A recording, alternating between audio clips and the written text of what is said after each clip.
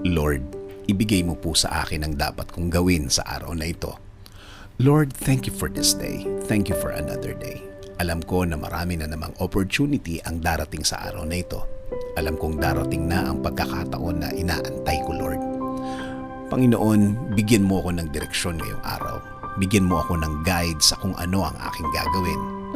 Lalo na sa mga problema na dumating sa aking buhay ngayon, na may mga pagkakataon na nalilito na din ako, Lord.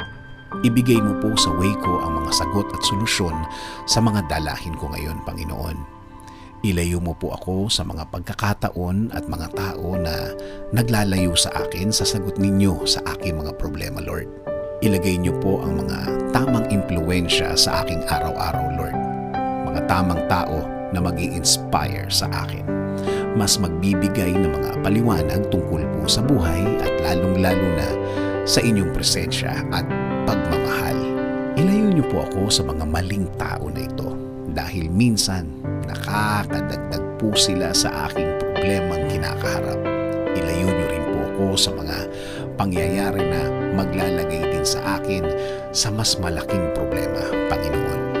Panginoon, itinataas ko din po ang aking pamilya.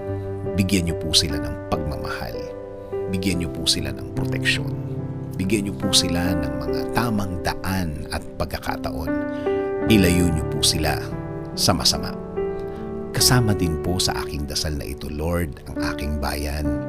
Alagaan at bigyan niyo din po ng direction at guidance ang mga namumuno. Bigyan niyo po sila ng wisdom para sa tamang pagtakbo ng aming gobyerno. Ilayo niyo po ang mga taong ito sa pag-iisip ng masama. Dahil buong bansa ang kanilang inaalagaan. Hindi lang Pilipino sa Pilipinas, kundi ang nasa ibang bansa. Panginoon, alam ko pong wala kayong masamang plano sa aking buhay.